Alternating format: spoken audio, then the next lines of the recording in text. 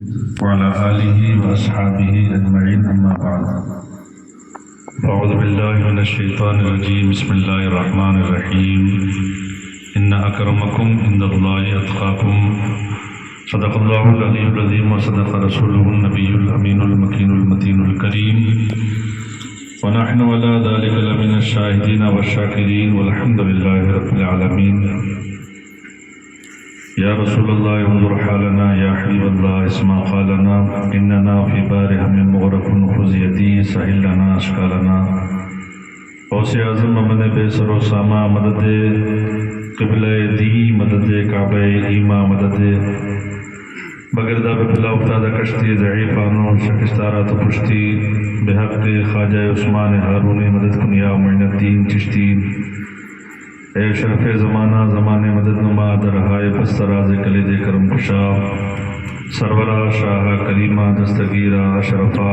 حرمت روح پیمبر یک نظر کن سوہ ما قادریم نعرہ غوث اعظم زنم دمدشاہ برکت اللہ قطب عالم زنم ملک سکن کی شاہی تم کو رضا مسلم جس سمت آگئے ہو سکے بٹھا دیے بارگاہ رسالت مآب صلی اللہ علیہ وسلم میں عقیدت و محبت کے ساتھ درود پاک عطیہ پیش کریں اللہم صلی وسلم علی سیدنا مولانا محمد وعلی آل سیدنا مولانا محمد وبارک وسلم صلی اللہ علیہ وسلم السلام علیکہ یا رسول اللہ وسلم علیکہ یا حبیب اللہ صلی اللہ تعالیٰ علیہ وسلم وادی رضا کی کوہ ہمالہ رضا کا ہے وادی رضا کی کوہ ہمالہ رضا کا ہے جس سمت دیکھیے وہ علاقہ رضا کا ہے محترم حضرات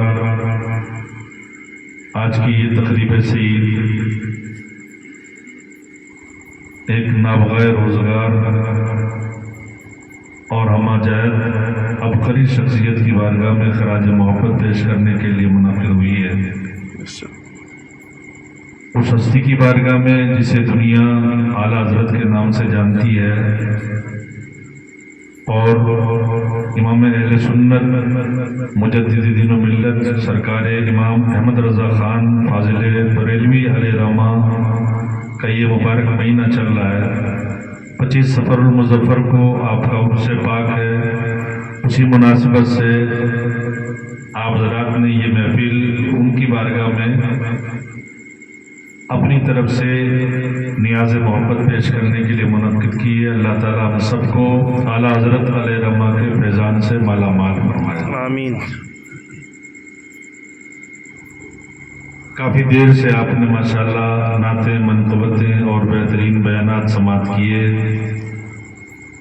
کچھ دیر میں بھی آپ کے سامنے کچھ باتیں رکھنے کی کوشش کروں گا آپ سنجیدگی سے سماعت کریں اور ان کو اپنے دل میں جگہ دینے کی کوشش کریں انشاءاللہ 12 بجے کے بعد کا ٹائم ہے اور اس وقت میں جو بھی بزرگان دین کے فیضان سے باتیں دماغ میں آئے گی میں آپ کے سامنے انشاءاللہ رکھوں گا اور آپ کی توجہ کے ساتھ سننے کی کوشش کریں سرکار اعلیٰ حضرت علیہ رحمت و رضوان جن کے بارے میں بھی آپ نے سنا فاضل بریلوی علیہ رحمہ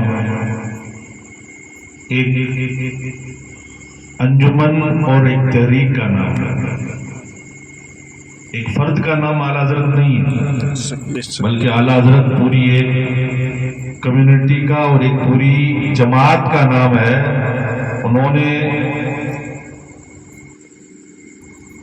تنے تنہا ہو کر کے اتنی ساری خدمات انجام دی کہ آج اگر ان کی خدمات کو ہم شمار کریں اور ان کی قربانیوں کو اگر احاطے میں لانا چاہیں تو اسی صورت میں یہ ہمارے لیے مشکل ہوگا اس قدر انہوں نے دین و سنیت کی اور سماج کی خدمت کی اور یہ خدمت کا ہی نتیجہ ہے جو کوئی خدمت کرتا ہے مخدوم شبد وہ مخدوم ہو جاتا ہے وہ آقا بن جاتا ہے لوگ اپنے آپ اسے یاد کرتے ہیں۔ انہوں نے دین و سنیت کی خدمت کی، وہ بریلی کے تھے، وہیں پیدا ہوئے، وہیں ان کا مزار ہے۔ یہاں اپن کنڈولی میں بیٹھ کر کے 100 سال کے بعد بھی آج ان کو یاد کر رہے ہیں۔ کس کا نتیجہ ہے؟ ان کی قربانیوں کا نتیجہ ہے، ان کی خدمات کا نتیجہ ہے۔ اس سے یہ پتہ چلتا ہے کہ بندہ جب دین کی خدمت کرتا ہے اور اللہ کا ہو جاتا ہے تو اللہ ساری کائنات کو ان کے قدموں میں ڈال دیتا ہے۔ پوری جنتا ان کی احسان مند رہتی ہے اور ان کو یاد کرتی ہے، اسے فراموش نہیں کیا جاتا۔ جو سیوا کرتا ہے، جو خدمت کرتا ہے، جو دین کی تبلیغ اور ارشاد کرتا ہے، سرکار اعلیٰ حضرت علیہ رحمہ مجدد تھے۔ اور مجدد کس کو کہتے ہیں؟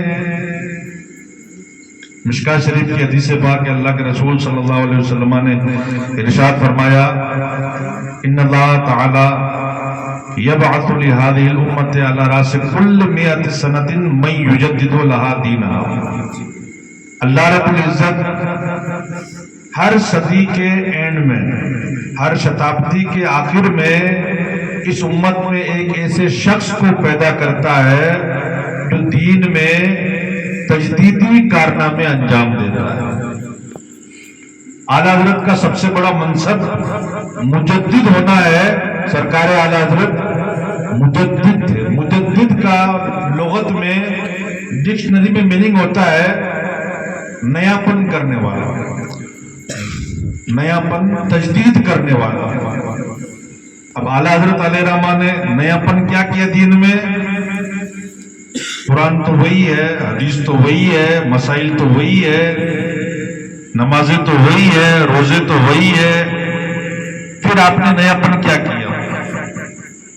تو آپ جب دیکھیں گے تو آپ کو پتہ چلے گا کہ سرکار اعلیٰ حضرت نے قرآن اور دین اور حدیث اور نماز روزے تو وہی تھے، مگر جب قرآن کے ترجمے لوگ غلط کر رہے تھے، حدیث کا مفہوم لوگ غلط بیان کر رہے تھے، دین کی تشریح اور دین کی جو تفہیم ہے اس کو لوگ غلط انداز میں بیان کرنے لگ گئے تھے، تو اس وقت سرکار اعلیٰ حضرت علیہ رحمہ دنیا میں تشریف لائے اور اعلیٰ حضرت نے آ کر کے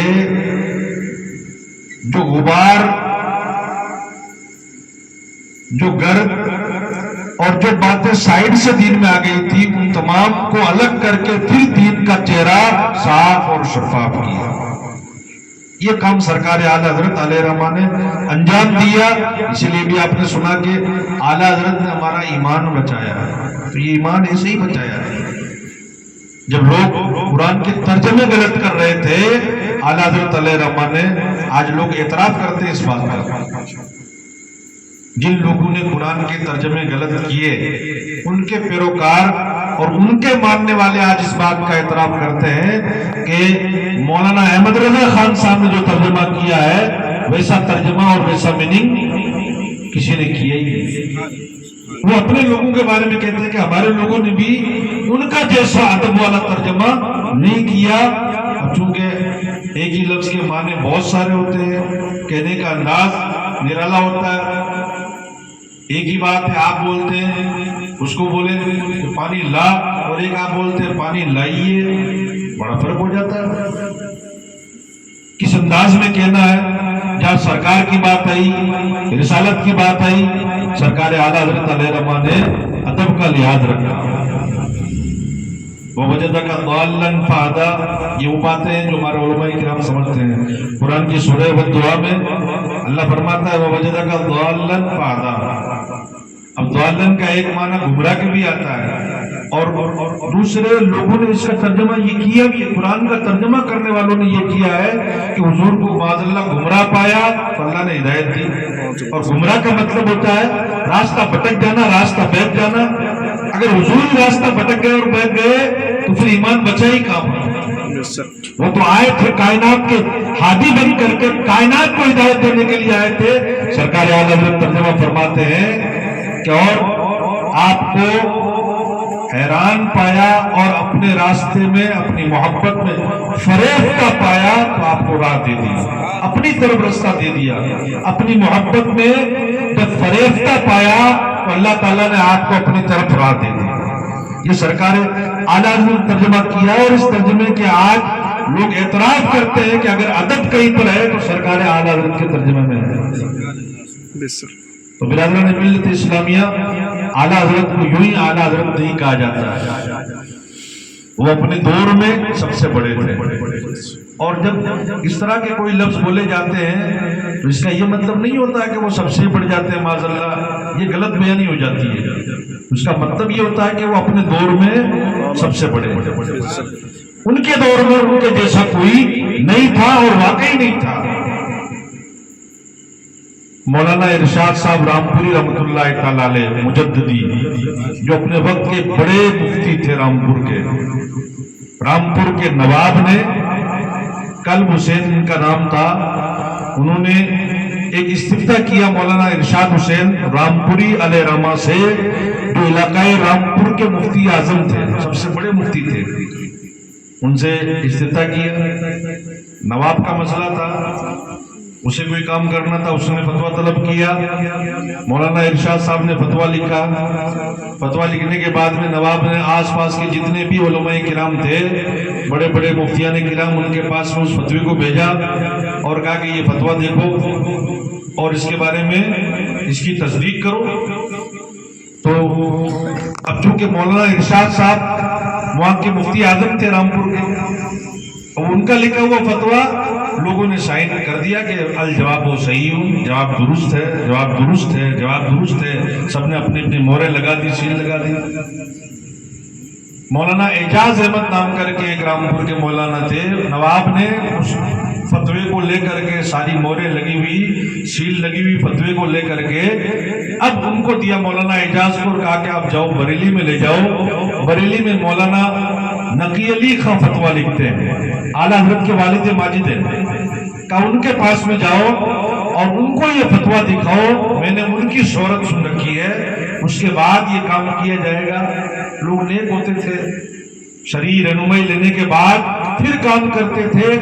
آج حلال حرام، جائز ناجائز، صحیح درست غلط سب چلتا ہے، لوگ رہنمائی لیتے ہی نہیں ہے، پوچھتے ہی نہیں ہے، اپنے حساب سے ہی فیصلہ کرتے ہیں۔ بہت سارے آن لائن ایسے بزنس ہیں، بہت سارے ایسے مارکیٹ میں دھندے آئے ہوئے ہیں جن کے تعلق سے معلومات نہیں ہے اور ہم خود پڑھتے ہیں، جبکہ پہلے مسائل کی جانکاری، حلال اور حرام کی تمیز ہونا یہ ضروری ہے، اس کے بعد آپ مارکیٹ میں جائیں۔ سرکار عمر بن خطاب نے یہ ضابطہ بنایا تھا، جو علم فقہ نہیں جانتا ہے، خریداری کے مسائل نہیں جانتا ہے، وہ ہمارے بازار میں نہیں آ سکتا۔ حضرت عمر بن خطاب نے یہ ضابطہ بنایا تھا کہ جتنے بھی تاجر ہیں، جس چیز کی تجارت کرتے ہیں، پہلے اس کے مسائل سیکھیں، اس کے بعد مارکیٹ میں آ کر کے وہ بزنس کریں۔ یہ کیوں تھا؟ اس لیے کہ انسان کے کھان پان کا اثر اس کی باڈی پہ پڑتا ہے، اس کی روحانیت پہ پڑتا ہے، اس کی عبادت پہ پڑتا ہے۔ لقمہ حرام جاتا ہے تو 40 دن کی عبادت کا لطف چلا جاتا ہے۔ اس لیے بزرگان دین نے اس کا اہتمام کیا۔ نواب نے فتویٰ بریلی بھیجا۔ جب بریلی شریف لے کر کے پہنچے تو حضرت علامہ نقی علی علیہ رحمہ، جو اعلیٰ حضرت کے والد تھے، ان کو جا کر کے وہ لفافہ دیا کہ یہ فتویٰ آیا، وہاں سے آپ اس کو دیکھیے اور اس میں اگر کچھ گھٹانا بڑھانا ہے، صحیح درست غلط کرنا ہے تو آپ اس میں کریں۔ آپ نے ارشاد فرمایا کہ کمرے میں مولانا بیٹھے ان کو دے دو۔ اب وہ کمرے میں گئے، اس وقت اعلیٰ حضرت کی عمر تھی 14 سال، 14 یا 15 سال کی اعلیٰ حضرت کی عمر تھی۔ تو وہ اندر گئے، اندر جا کر کے اعلیٰ حضرت کو دیکھا تو بغیر داڑھی مونچھ کے بچے بیٹھے ہوئے تھے اندر، تو پلٹ کر کے واپس آ گئے، کہا اس میں تو ایک بچہ بیٹھا ہوا مولانا ہے نہیں۔ تو آپ نے فرمایا کہ وہی مولانا ہے، آج کل فتویٰ وہی لکھتے ہیں، وہی مولانا اور آج کل فتویٰ وہی لکھتے ہیں۔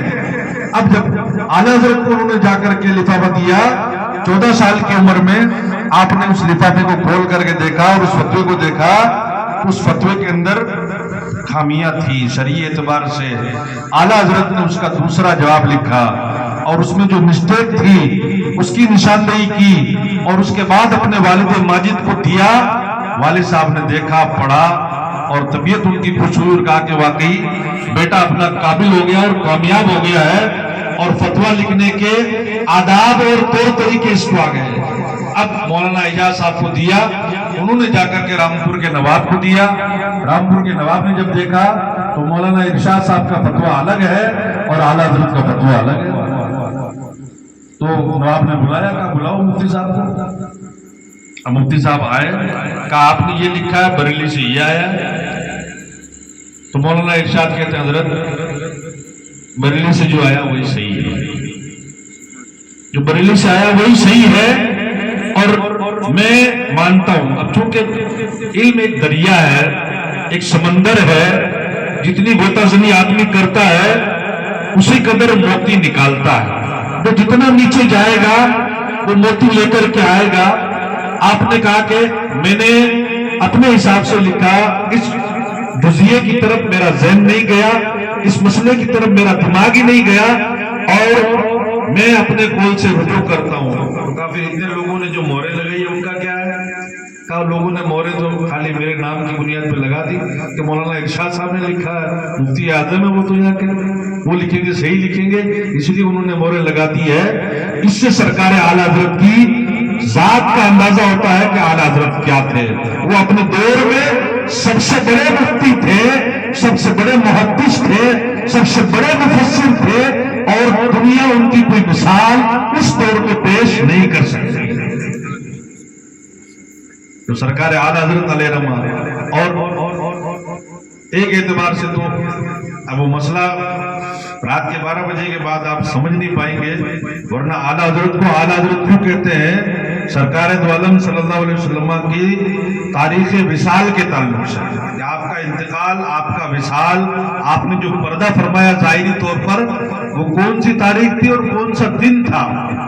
اس تعلق سے جمہور علماء کا قول تو یہی ہے کہ 12 ربیع الاول شریف ہم لوگ جلوس نکالتے ہیں, عید میلاد النبی, مگر اس میں علماء کا اختلاف بھی بڑا ہے. اس میں بڑا اختلاف ہے علماء کا تاریخ کے تعلق سے, اور یہ تاریخ کے تعلق سے جو اختلاف ہے وہ اختلاف اس لیے ہے, جو حدیثیں ہیں ان حدیثوں میں یہی ہے کہ پیر کا دن تھا اور 12 تاریخ تھی, حدیثوں میں یہ ہے. اور آپ کیلنڈر کی طرف جائیں گے, تقویم کی طرف اگر آپ جائیں گے, کیلنڈر سے آپ ملان کریں گے تو 12 تاریخ تو آ جائے گی لیکن پیر کا دن نہیں آتا اس میں پھر کیلنڈر غلط ہوتا ہے. اور یہ مسئلہ ایک زمانے سے 600-700 سال لوگوں کے درمیان میں اختلاف کا مرکز رہا, اور اس پر اختلاف رہا کہ آخر کون سی تاریخ 12 تھی مگر دن کون سا تھا سرکار دو عالم صلی اللہ علیہ وسلم کی مثال کا. اس پر کیلنڈر کی بنیاد پر سیٹنگ نہیں ہو پا رہی تھی, کیونکہ حجت الوداع جو سرکار نے آخری حج فرمایا وہ جمعہ کو, عرفہ کی تاریخ, عرفہ کا دن جو 9 ذی الحجہ ہے وہ جمعہ کا دن ہے. اب ذی الحجہ, اس کے بعد محرم, اس کے بعد سفر, ربیع الاول شریف میں آپ کا انتقال, حضور نے پردہ فرمایا. اب وہاں آپ جمعہ کی 9 سے اگر آپ چلتے ہیں تو آپ بھی جا کر کے کل بیٹھ کر کے کیلنڈر کے حساب سے عربی مہینہ یا 29 کا ہوتا ہے یا 30 کا ہوتا ہے, آپ تینوں مہینوں کو, محرم کو, یہ ذی الحجہ کو, محرم, سفر کو 30 کا کر کے بھی دیکھ لینا, کسی ایک کو 29 کا اور 2 کو 30 کا کر کے دیکھ لینا, یا 2 کو 30 کو اور 1 29 کر کے دیکھ لینا. اس میں پیر آپ کو نہیں ملے گا 12 تاریخ کو کیلنڈر کے حساب سے, سوموار کا دن آپ کو نہیں ملے گا اس میں. یہ بدھی سرکار اعلیٰ حضرت علیہ رحمہ نے اپنے دور میں سلجھائی جب آپ سے سوال کیا گیا یہ کہ سرکار دو عالم صلی اللہ علیہ وسلم کا وصال کس تاریخ میں اور کون سے دن میں ہوا. اعلیٰ حضرت علیہ رحمہ نے یہ ثابت کیا ہے کہ دن پیر کا تھا اور تاریخ 12 تھی, اور کیلنڈر کو بھی صحیح کر دیا اعلیٰ حضرت نے, اور حدیثیں بھی صحیح ہے اپنی جگہ پر, اور آپ نے ایسی صورت نکالی ہے کہ دونوں پر تطبیق ہو کر کے دونوں مسئلے اچھی طرح سے حل ہو جاتے ہیں. اس لیے آپ کو اعلیٰ حضرت کہا جاتا ہے. یہ شان سرکار اعلیٰ حضرت علیہ رحمہ کی ہے.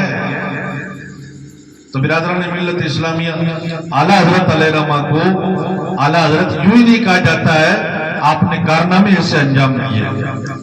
فتوا رضویہ شریف جو فقہی انسائکلوپیڈیا ہے، آپ کے فتاووں کا ذخیرہ ہے، جس میں آپ نے فتوے لکھے.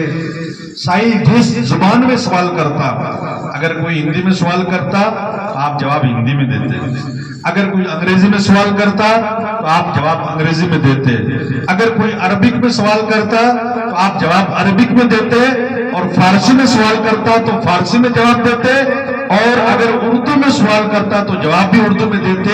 اس سے آپ اندازہ لگا سکتے ہیں کہ بیک وقت ان کو کتنی زبانوں پر عبور حاصل تھا، کتنی لینگویج وہ جانتے تھے. دن کو ڈے بولنا، رات کو نائٹ بولنا. اتنی انگریزی تو اپنے کو آتی ہے، مگر کوئی انگریزی میں سوال کرے تو اس کا پورا جواب انگریزی میں دینا یہ کسی کے بس کی بات نہیں ہے. یہ وہی کر سکتا ہے جو لینگویج، گرامر کو، اصول کو، ضوابط کو ہر طرح سے جانتا ہو. تھوڑی موڑی عربی ہمیں آتی ہے، مگر عربی میں فی البدی جواب دینا اور جواب لکھنا قرآن و حدیث کی روشنی میں یا کسی کے بس کی بات نہیں ہے. وہی کر سکتا ہے جو عربی میں مہارت رکھتا ہو. اور ایسے ہی فارسی میں، فارسی زبان اب آج تو اس کا رواج بھی ختم ہو گیا. آج بھی ناگور سے لوگ آتے ہیں پٹے لے کر کے، پرانے گھروں کے پٹے، زمینوں کے پٹے، وہ فارسی میں ہی ہیں. الحمدللہ دارالعلوم میں اپنے پاس میں آتے ہیں، ہم لوگ اس کا فارسی سے اردو میں ٹرانسلیشن کر کے دیتے ہیں ان کو. وہ پٹے لے کر کے آتے ہیں. سرکار اعلیٰ حضرت کی بارگاہ میں جب فارسی میں سوال آتا تو آپ فارسی میں اس کا جواب عطا فرماتے ہیں. یہ سرکار اعلیٰ حضرت کی شان ہے. اور جواب کے اندر استظہار ایسا، مسائل میں استظہار ایسا، کون سا مسئلہ کون سی کتاب میں کہاں پر ہے، اس تعلق سے جب بھی آپ کو پوچھتے حضرت شارح بخاری مفتی شریف الکمجدی علیہ رحمہ، سرکار مفتی اعظم ہند علیہ رحمہ کی بارگاہ میں رہے، اور سرکار مفتی اعظم ہند علیہ رحمہ سرکار اعلیٰ حضرت کی بارگاہ میں رہے، حضور صدر الشریعہ علیہ رحمہ سرکار اعلیٰ حضرت کی بارگاہ میں رہے. اور جب کوئی سوال آتا تھا تو یہ حضرات تلاش کرتے تھے، کتابوں سے تلاش کرتے تھے، جواب ملتا ہی نہیں. اعلیٰ حضرت سے جا کے پوچھتے تو آپ کتاب کا نام بتاتے، کتاب کا پیج بتا دیتے، اور کتاب کی سطر بتا دیتے کہ اس سائیڈ والے پیج پر ہے یا اس سائیڈ والے پیج پر ہے، اور چوتھی لائن میں یہ مسئلہ لکھا ہوا ہے. باپ اندازہ لگائیں استظہار کیسا تھا، مسائل دماغ میں حاضر کیسے تھے.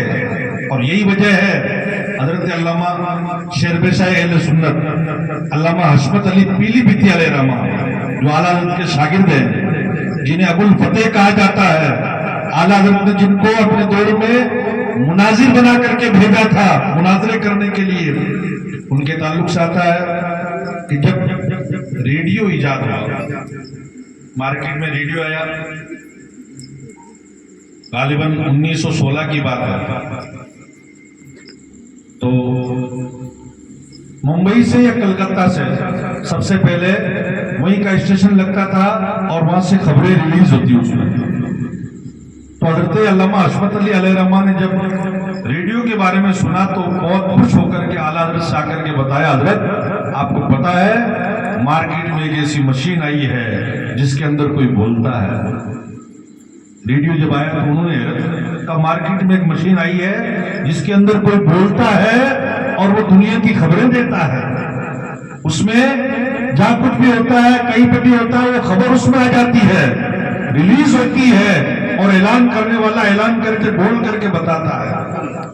ایسا باکمال اور ایسی کمال والی مشین مارکیٹ میں آ گئی ہے.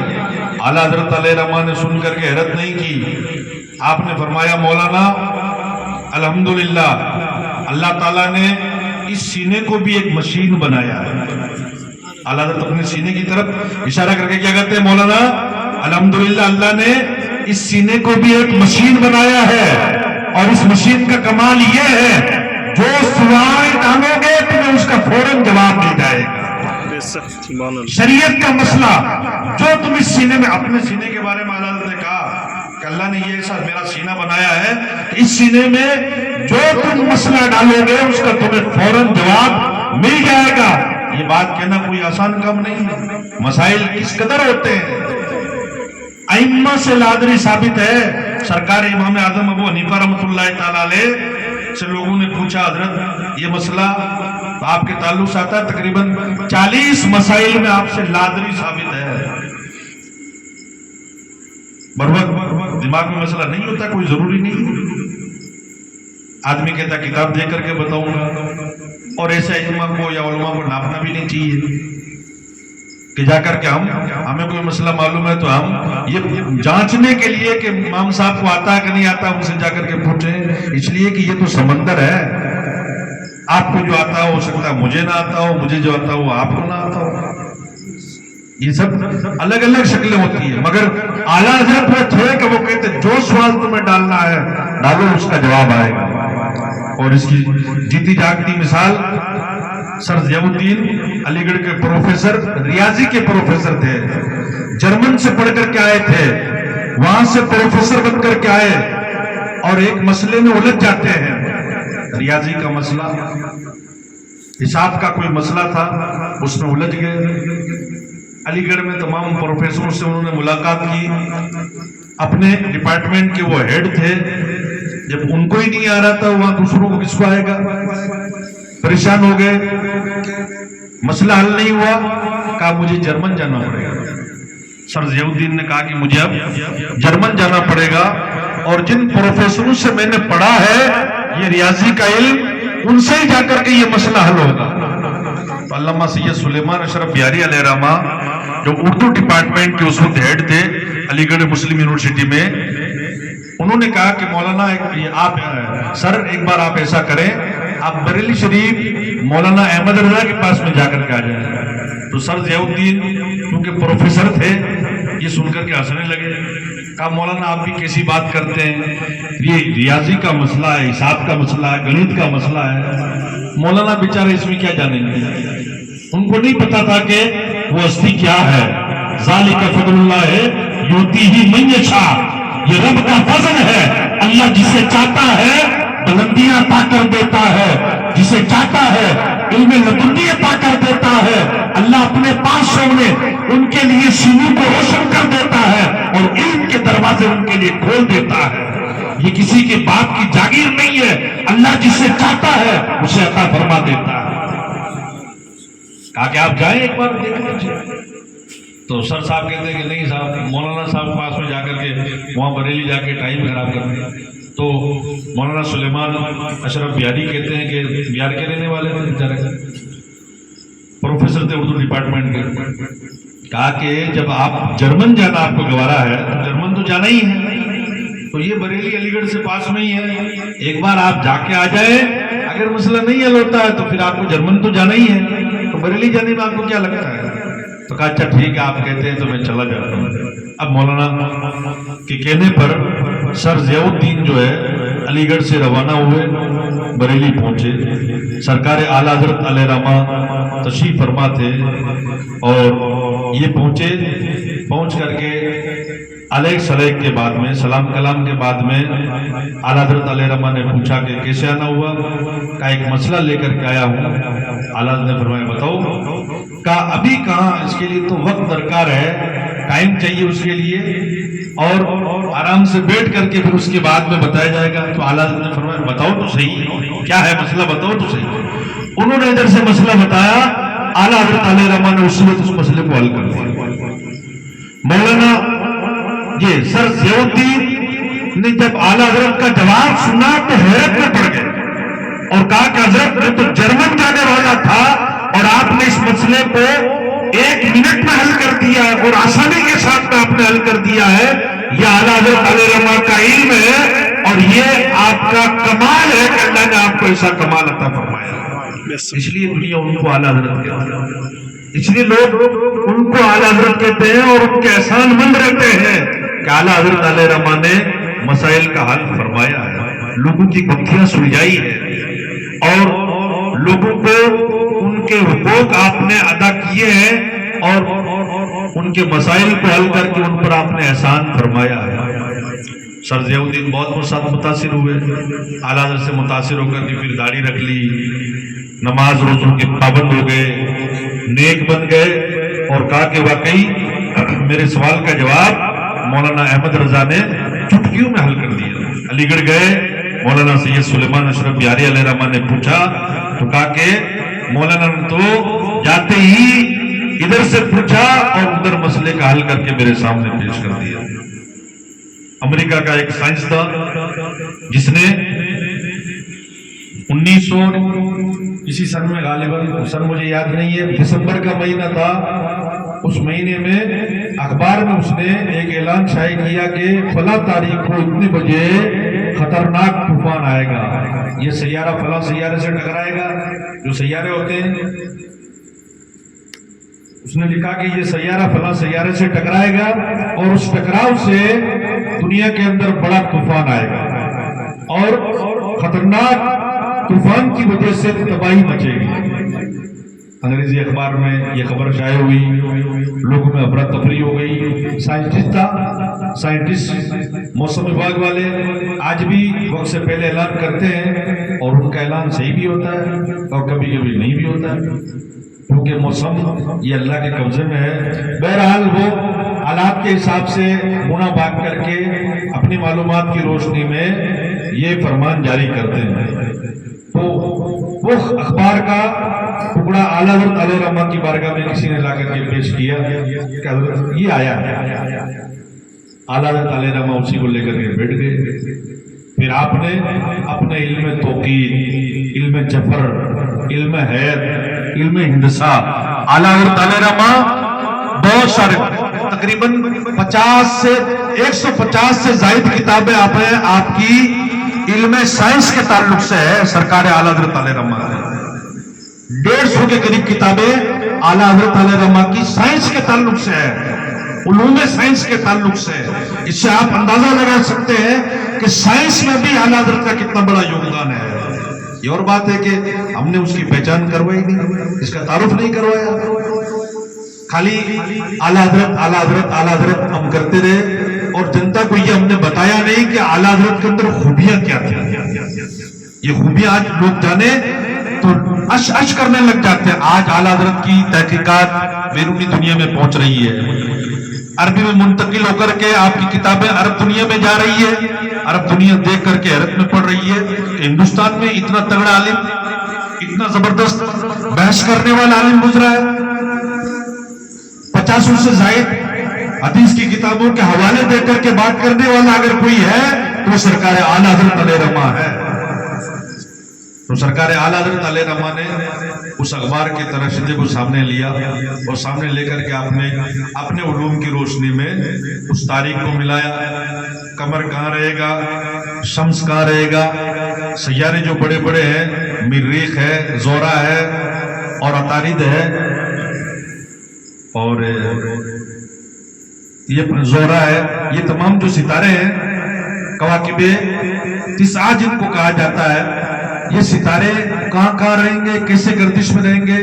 सरकार आला हज़रत ने अपने इल्म साइंस की रोशनी में इसका तज्जिया करके मजमून लिखा जो दबदबे सिकंदरी में रामपुर से उस टाइम में एक रिसाला पर्चा निकलता था जिसका नाम था दबदबे सिकंदरी। दबदबे सिकंदरी में आपने अपना वो पूरा लेखा जोखा तैयार करके आपने वहां भेज दिया कि इस पर्चे में ये शाये कर दिया जाए। आपने लिखा कि उस तारीख में, दिसंबर का महीना था, तारीख गालिबन 14 थी, सन 1919 या ऐसे कुछ मुझे याद नहीं रहा। आला हज़रत अलैहिर्रहमा ने उसमें लिखा कि इस तारीख में मतला बिल्कुल साफ रहेगा, अब्र बिल्कुल साफ रहेगा, थोड़ी हवाएं जरूर चलेगी, किसी तरह का तूफान नहीं आएगा, हल्की सी बूंदाबांदी होगी, उसके अलावा ना कोई तूफान है, ना कोई तबाही है और ना कुछ है, कुछ नहीं, मौसम बिल्कुल साफ शफाफ और शांत रहेगा।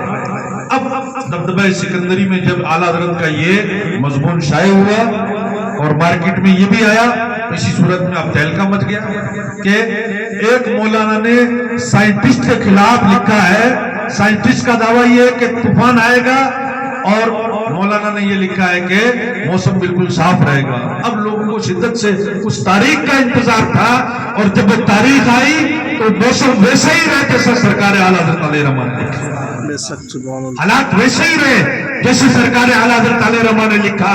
उससे सरकार आला हज़रत अलैहिर्रहमा की अहमियत लोगों के दिल में और बैठी कि ये महज मौलाना नहीं है, बल्कि अल्लाह रब्बुल इज्जत ने इनको इल्म साइंस भी अता फरमाया है।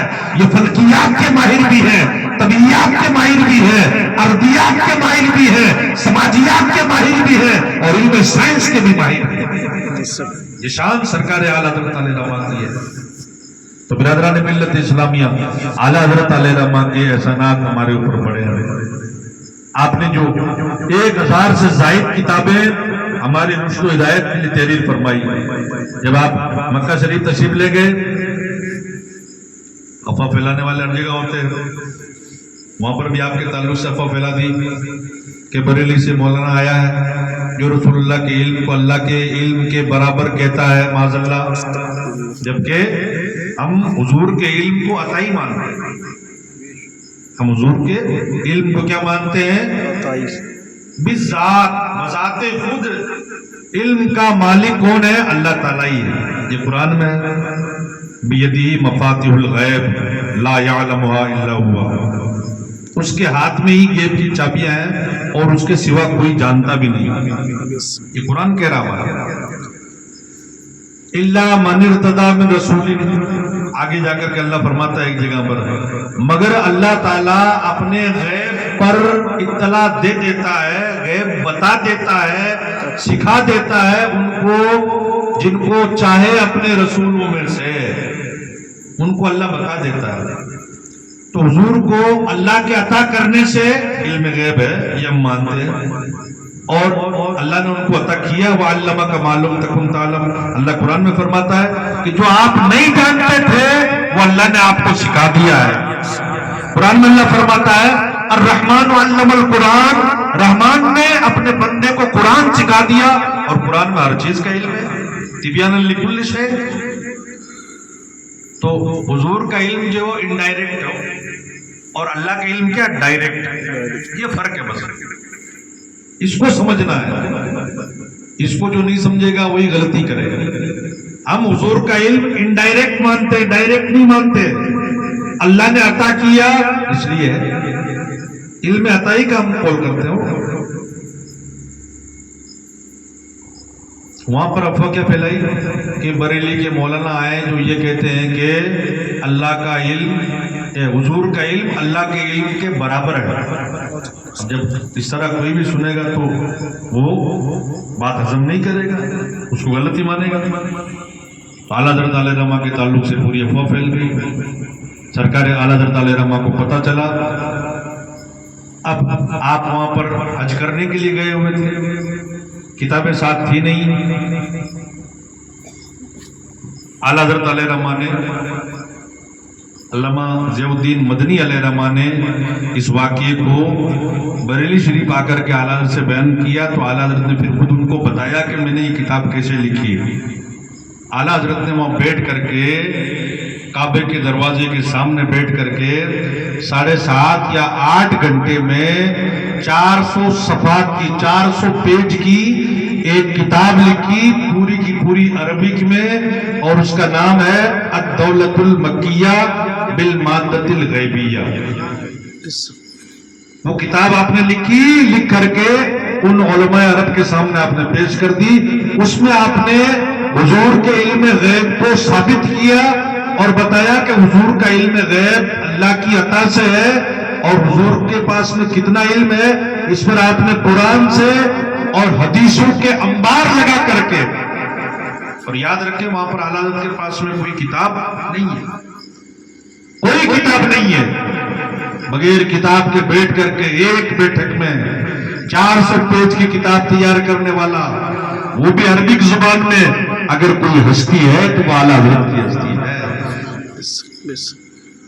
आपने लिखा, लिख करके मौलाना ज़ियाउद्दीन मदनी को दिया, आपने नुस्खे दिए और कहा कि ये नुस्खा अरब वालों को दिखाओ और उनको बताओ। जब आपने उनको दिखाया और उनको बताया कि मौलाना अहमद रजा जो बरेली से आए थे, जिनके बारे में आपने ये सुना, उन्होंने ये किताब लिख करके दी है और 8 घंटे में ये किताब लिखी है। कहा नहीं, ऐसा हो ही नहीं सकता, इतनी बड़ी किताब 8 घंटे में कौन लिख सकता है बगैर किताबों के। उन्होंने نے مانا ہی نہیں، نہیں ہو ہی نہیں سکتا ہے. آپ نے ان کو سب کو بتایا. پھر علامہ ضیاء الدین مدنی بریلوی شریف اعلیٰ حضرت کی بارگاہ میں آئے، مرید تھے اعلیٰ حضرت کے، یہاں آئے اور آ کر کہا کہ حضرت میں نے ان کو بتایا ہے مگر کوئی ماننے کے لیے تیار نہیں، آخر یہ کرشمہ ہوا کیسے؟ تو سرکار اعلیٰ حضرت علیہ رحمہ نے بتایا کہ میں جب کعبہ کے دروازے کے سامنے جا کر قلم لے کر کے بیٹھا تو میری نگاہیں جب اٹھی تو میں نے دیکھا کہ سامنے سرکار دو عالم صلی اللہ علیہ وسلم جلوہ افروز ہے. دائیں سائڈ میں مولا مشکل کشا حضرت علی رضی اللہ تعالیٰ عنہ ہے اور بائیں سائڈ میں 11ویں کے پیر سرکار غوث پاک ہے. اور میں لکھ رہا ہوں، سرکار کہہ رہے ہیں احمد رضا ایسے ایسے لکھو. اس طرح سے میں نے یہ کتاب تحریر کی ہے. اسی لیے تو کہتے ہیں تیری سرکار میں لاتا ہے رضا اس کو شفیع جو میرا غوث ہے اور لاڈلا بیٹا تیرا. یا رسول اللہ، غوث پاک کا وسیلہ آپ کی بارگاہ میں پیش کرتے ہیں، اور جو احمد رضا غوث پاک کا وسیلہ لیتا ہے تو اسی صورت میں سرکار غوث پاک ان کی نیا اس طرح پار لگاتے ہیں. علامہ ضیاء الدین مدنی کی جو حالات زندگی پر کتاب لکھی گئی ہے 2 جلدوں میں، اس میں یہ واقعہ موجود ہے. اس طرح سے سرکار اعلیٰ حضرت علیہ رحمہ نے اس کتاب کو 8 گھنٹوں میں تحریر فرمایا. یہ معجزے سے کم نہیں ہے، رسول اللہ کا معجزہ ہے اور اعلیٰ حضرت کی کرامت ہے. تو برادران ملت اسلامیہ، یہ شان سرکار اعلیٰ حضرت علیہ رحمہ کی. یہی وجہ ہے کہ جب بعد میں اعلیٰ حضرت علیہ رحمہ تشریف لے گئے وہاں پر، اور عرب کے مفتی نے جب اعلیٰ حضرت کو دیکھا، شیخ صالح حسین بن جمل مفتی مکہ جو مکہ کے وہاں کی مفتی تھے، انہوں نے جب اعلیٰ حضرت کو دیکھا تو آگے بڑھ کر کے اعلیٰ حضرت کی پیشانی کو بوسہ دیا اور کہا انی لا اجد نور اللہ فی ھذا الجبین، واللہ انی لا اجد نور اللہ فی ھذا الجبین، خدا کی قسم میں اس پیشانی میں اللہ کا نور دیکھ رہا ہوں. یہ عرب کے مفتی نے کہا اور اعلیٰ حضرت کی پیشانی کو چوما، بوسہ دیا. یہ سرکار اعلیٰ حضرت کی شان ہے. اور سرکار دو عالم صلی اللہ علیہ وسلم کی بارگاہ میں جب حاضر ہوئے، کھڑے ہو کر کے رات پر سرکار کی بارگاہ میں معاجے شریف میں درود پاک کا ورد کرتے رہے، لیکن زیارت نہیں ہوئی. دوسرے دن پھر جاتے ہیں اعلیٰ حضرت علیہ رحمہ، جا کر کے معاجہ شریف میں حضور کی قبر مبارک کے سامنے کھڑے ہوتے ہیں اور کھڑے ہو کر کے دعائیں کرتے ہیں، استغاثہ پیش کرتے ہیں، درود پڑھتے ہیں.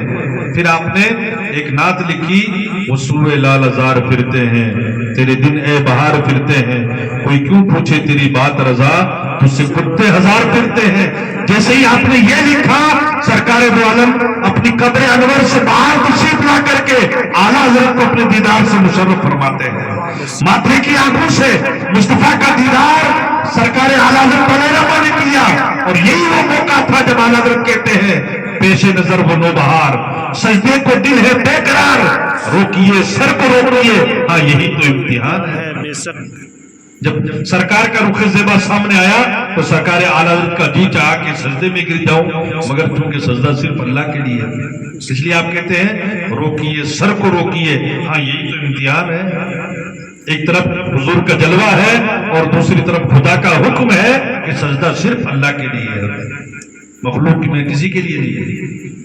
تو برادران ملت اسلامیہ، یہ شان سرکار اعلیٰ حضرت علیہ رحمہ کی ہے، جن کو وہاں سے نوازا جاتا ہو، گنبد خضرا سے نوازا جاتا ہو، جن کی ہمیشہ ادھر ہی لو لگی رہتی ہو، مصطفیٰ کی ناموس پر جنہوں نے پیرا لگایا ہو، عظمت رسالت پر جنہوں نے کام کیا ہو، ان کا چرچا نہیں ہوگا تو پھر کس کا ہوگا؟ جو ان کا ہو جاتا ہے ساری کائنات ان کے قدموں میں جھکا دی جاتی ہے. تو یہ اسی کا نتیجہ ہے. اعلیٰ حضرت نے اور کسی سے لو لگائی نہیں، اعلیٰ حضرت نے صرف اور صرف مصطفیٰ کی مدح سرائی کی ہے، حضور کی ثنا بیان کی ہے، اور سرکار دو عالم صلی اللہ علیہ وسلم کی مدحت میں ہمیشہ لگے رہے. حضور کی بڑائی آپ نے بیان کی ہے.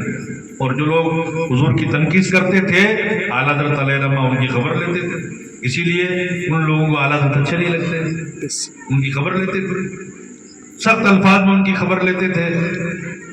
اور اس کی وجہ یہ تھی کہ وہ سب سے زیادہ حضور سے محبت کرتے تھے اور اس محبت میں ہی ایسا کرتے تھے. علامہ سید نعیم الدین مراد آبادی علیہ رحمہ نے ایک بار اعلیٰ سے کہا، آپ کے شاگرد بھی ہیں اور آپ کے خلیفہ بھی ہیں اور زبردست عالم دین بھی تھے علامہ سید نعیم الدین مراد آبادی، اور مفسر بھی تھے اور بہترین سیاست دان بھی تھے۔ اعلیٰ حضرت علیہ رحمہ سے انہوں نے ایک بار کہا، حضرت آپ اگر لہجہ تھوڑا سا نرم رکھ لیں، اپنی کتابوں میں آپ تھوڑا سا انداز نرم رکھ لیں تو لوگ آپ کی کتابیں پڑھیں اور ہو سکتا ہے کہ ان کو ہدایت مل جائے، نہیں تو اس سخت لہجے کی بنیاد پر اور اس رویے کی بنیاد پر لوگ آپ کو گالیاں دیتے ہیں۔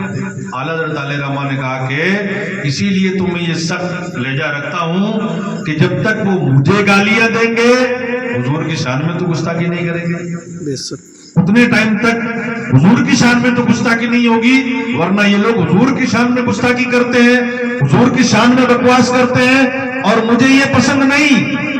مجھے یہ پسند ہے کہ وہ مجھے برا کہتے رہے مگر حضور کو برا نہ کہے، سرکار کو کوئی برا نہ کہے، اس لیے کہ اللہ کی شرط بقدم شان ہے یہ، انسان نہیں انسان، وہ انسان ہے یہ۔ قرآن تو ایمان بتاتا ہے انہیں، اور ایمان یہ کہتا ہے میری جان ہے، وہ سب سے اعلیٰ اولا ہے، لہذا ان کو کوئی برا نہ کہے، ان پر کوئی انگلی نہ اٹھائے، یہ اعلیٰ حضرت کا منشا تھا۔ تو برادران ملت اسلامیہ، سرکار اعلیٰ حضرت علیہ رحمہ اپنے آپ میں بہت ہی عظیم الشان عبقریت کے مالک تھے۔ اللہ نے بے پناہ خوبیوں سے سرفراز فرمایا، آپ کے اندر بے پناہ کمالات اور خوبیاں تھی، حد درجہ آپ شریعت کی پابندی اور پاسداری کرنے والے تھے، بلا کا حافظہ اللہ نے آپ کو عطا فرمایا، نمازوں کی پابندی اتنی زبردست جس کی کوئی مثال نہیں۔ آپ کے ایک بار زخم تھا انگوٹھے میں، اور جو طبیب تھا آپ کا ڈاکٹر تھا، ماہر تھا، حاذق تھا، تجربہ کار بھی تھا اور دیندار بھی تھا۔ اس نے کہا حضرت اگر آپ اس زخم کو جلدی صحیح کرنا چاہتے ہیں تو آپ کو حرکت نہیں کرنی، ہلنا نہیں، اور اگر ہلتے رہیں گے تو یہ آپ کا انگوٹھا دیر سے صحیح ہوگا۔ اعلیٰ حضرت علیہ رحمہ نے کہا ٹھیک ہے، ان سے سن لیا اتنا، سن کر کے اس کے بعد میں آپ مسجد کا جیسے ہی ٹائم ہوتا جماعت کا، نماز کا اذان ہوتی، آپ بیٹھے بیٹھے زمین پر ہاتھ رکھ کر کے مسجد چلے جاتے، اور جب گیٹ پہ پہنچتے تو آپ کو 4 آدمی اٹھا کر کے لے جا کر کے کرسی پہ بٹھاتے، جماعت کے ساتھ میں آپ نماز پڑھا۔ جب دیکھا کہ حالات رکنے والے نہیں ہیں، کسی طرح نہیں رکنے والے ہیں، کھڑا نہیں ہوا جا رہا، بیٹھے بیٹھے چلے جا رہے ہیں، پھر گھر والوں نے 4 آدمی کو متعین کیا کہ آپ لوگ لے کر کے جائیں گے اور نماز پڑھوا کے واپس لائیں گے۔ آپ جب حج کے لیے جا رہے تھے دوسری مرتبہ، تو آپ نے بریلی سے آگرہ میل پکڑ کر کے بمبئی جانا ہوتا تھا ٹرین سے، اور پھر بمبئی سے جہاز کا سفر ہوتا تھا، پانی والے جہاز کا۔ تو بریلی سے جو ٹرین چلتی تھی وہ آگرہ فجر کے ٹائم میں پہنچتی تھی، اور پھر آگے واپس جو تیار رہتی تھی گاڑی ممبئی کے لیے، وہ بھی اسی ٹائم روانہ ہو جاتی فجر کے ٹائم میں۔ تو پہلی بار اعلیٰ حضرت جب گئے تو اسی حساب سے گئے، دوسری بار میں اعلیٰ حضرت علیہ رحمہ نے ایک ترکیب بنائی اور کہا کہ ایسا ہے کہ یہ ڈبہ جو ہم بریلی سے پکڑے، یہ ڈبہ ہمارے بمبئی تک جانا چاہیے۔ تو اسٹیشن ماسٹر نے کہا کہ اس میں تو پھر آپ کو ڈبہ بک کرنا پڑے گا، پورا ڈبہ بک کرنا پڑے گا آپ کو، پورے ڈبے کے جو جتنی سیٹیں ہوتی ہے ریزرویشن کی، تمام سیٹوں کا آپ کو کرایہ دینا پڑے گا۔ اعلیٰ حضرت علیہ رحمہ نے کہا کہ مجھے منظور ہے۔ کس لیے؟ اس لیے کہ یہ بریلی سے جو گاڑی پہنچتی ہے آگرہ، فجر کی نماز کے ٹائم میں پہنچتی ہے، اب ایک تو گاڑی چینج کرنا ہے، سامان ادھر سے اٹھا کر کے ادھر کرنا ہے، پلیٹ فارم چینج رہتے ہیں، اور دوسرا کام یہ کہ فجر کی نماز اور اوراد و وظائف کرنے رہتے ہیں۔ اعلیٰ حضرت نے کہا کہ مجھے منظور ہے، میرے لیے پورا ڈبہ بک کر دیا جائے، پورا ڈبہ میرے لیے بک کر دیا جائے۔ اس دور میں بتاتے ہیں کہ تقریباً 35 روپے اعلیٰ حضرت نے اپنی جیب خاص سے، صرف جبکہ آنوں میں کرایہ تھا، پیسوں میں آنوں میں کرایہ تھا ایک آدمی کا، پیسوں کے حساب سے ایک آدمی کا کرایہ تھا ممبئی تک کا، مگر اعلیٰ حضرت نے 35 روپے میں پورا ڈبہ بک کیا۔ کس لیے؟ تاکہ میری نماز فجر آسانی سے، کیونکہ وہ سامان ادھر ادھر کرنے کا سلسلہ ہی نہیں رہے گا، سسٹم نہیں رہے گا، میں آرام سے نماز پڑھ کر کے اوراد و وظائف کر لوں گا، جماعت سے فجر کی نماز پڑھ لوں گا، اسٹیشن پہ جماعت کر لیں گے، اور سامان اسی ڈبے میں رکھا رہے گا، اور اسی ڈبے کو اس بمبئی والی گاڑی کے ساتھ میں جوڑ دیا جائے گا۔ تو اعلیٰ حضرت علیہ رحمٰ نے یہ خرچہ دیا اور بمبئی پہنچ کر کے گھر پہ لیٹر لکھا. تو لکھا آپ نے کہ خیریت سے پہنچ گیا الحمدللہ آپ کی دعا سے. اور آپ لکھتے ہیں 35 روپے جو ڈبے کے دیے وہ آگرہ میں وصول ہو گئے. کیا لکھا؟ 35 روپے جو ڈبہ بک کرنے کا دیا, پورا ڈبہ ریزرو کیا, وہ آگرہ میں وصول ہو گئے. آگرہ سے بمبئی کا سفر پھر فری میں ہوا, مفت میں ہوا. آپ لکھتے ہیں کہ میں نے نماز بھی جماعت سے پڑھی اور اوراد و وظائف بھی کر لیے, اس کے بعد کا سفر مفت میں اور فری میں ہوا. اس سے آپ اندازہ لگا سکتے ہیں شریعت کی پاسداری اور شریعت کی حفاظت کس قدر تھی ان کے اندر. دین پر چلنا, نمازوں کی پابندی کرنا. سرکار اعلیٰ حضرت علیہ رحمٰ گاڑیاں چھوڑ دیتے تھے. ایک بار اسٹیشن پہ آپ نے جماعت شروع کر دی, مغرب کا ٹائم تھا, ٹرین کا ٹائم ہو گیا, ٹرین سٹی بجا رہی ہے. آپ اور آپ کے ساتھ میں جتنے بھی آپ کے رفقائے سفر تھے سارے کے سارے سب بنا کے کھڑے ہو گئے. اب ٹرین ادھر سے سٹی بجا رہی ہے, ٹائم ہو گیا, جھنڈی دکھ گئی, سگنل ہو گیا, ڈرائیور کوشش کر رہا مگر ٹرین آگے نہیں بڑھ رہی. کہتے ہیں کہ انجن میں خرابی آ گئی. گارڈ پیچھے سے آتا ہے, چیک کرتے ہیں, اسٹیشن ماسٹر آتا ہے, سارے چیک کرتے ہیں مگر ٹرین چلنے کا نام نہیں لے رہی. اور ادھر اعلیٰ حضرت اپنی جماعت کے ساتھ مغرب کی جماعت کرتے ہیں, پھر سنت پڑھتے ہیں, نفل پڑھتے ہیں, دعا کرتے ہیں. تسلی سے جب فارغ ہو کر کے آپ اندر جا کر کے بیٹھتے ہیں اور اب اس کے بعد میں جب ٹرین کو چلایا جاتا ہے تو ٹرین چل جاتی ہے. تو یہ بات کھل کر کے سامنے آتی ہے اور اسٹیشن ماسٹر اس بات کا اعتراف کرتا ہے کہ یہ ٹرین جو ابھی تک رکی ہوئی تھی سسٹم میں خرابی کی وجہ سے نہیں بلکہ اس بابا کی وجہ سے تھی جو بابا اللہ کی بندگی اور عبادت میں لگا ہوا تھا. ان کی نماز کے لیے رکی ہوئی تھی اور جیسے ان کی نماز پوری ہوئی اندر جا کر کے بیٹھے ٹرین چل جاتی ہے. یہ شان سرکار اعلیٰ حضرت علیہ رحمٰ.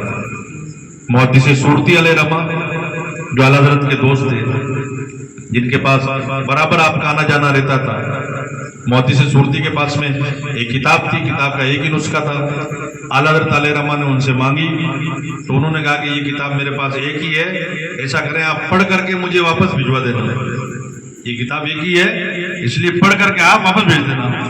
تو سفر میں تھے, اعلیٰ حضرت نے ان سے لے کر کے جو ہے پڑھنا شروع کیا. پڑھتے پڑھتے پوری کتاب پڑھ لی. پوری کتاب پڑھ کر کے آپ نے ان کو دے دی. کہا آپ لے جانے والے تھے اس کو؟ کہا میں لے جا کے کیا کروں گا, میں نے اس کو پورا پڑھ لیا اور الحمدللہ یہ پوری کتاب مجھے منوان یاد ہو گئی. شروع سے لے کر کے آخر تک پوری کتاب کہیں سے بھی پوچھو مجھے پوری کتاب یاد ہو گئی. یہ حافظہ تھا اعلیٰ حضرت کا, اس لیے ان کو اعلیٰ حضرت کہا جاتا ہے. ایک کسی سوال کرنے والے نے آپ کے پاس میں لیٹر بھیجا, اس میں لکھ دیا حضرت مولانا حافظ و قاری احمد رضا. اس میں لیٹر میں حافظ بھی لکھ دیا ساتھ میں. اعلیٰ حضرت علیہ رحمٰ اس وقت حافظ تھے نہیں. اعلیٰ حضرت نے کہا کہ اس نے مجھے حافظ لکھ دیا ہے, میں حافظ ہوں نہیں.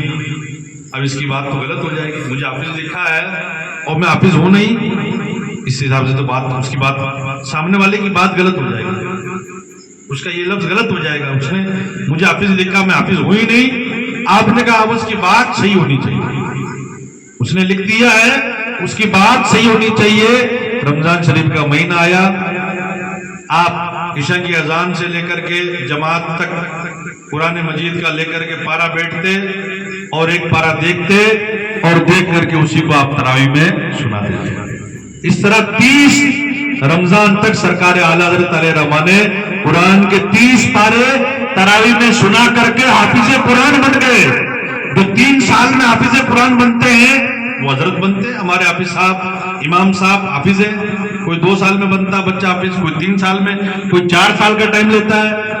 تو جو 4 سال میں 3 سال میں حافظ بنتا ہے وہ حضرت ہوتا ہی نہیں ہوتا ہے. اور جو 1 مہینے میں حافظ قرآن بنتا ہے وہ اعلیٰ حضرت ہوا کرتے ہیں.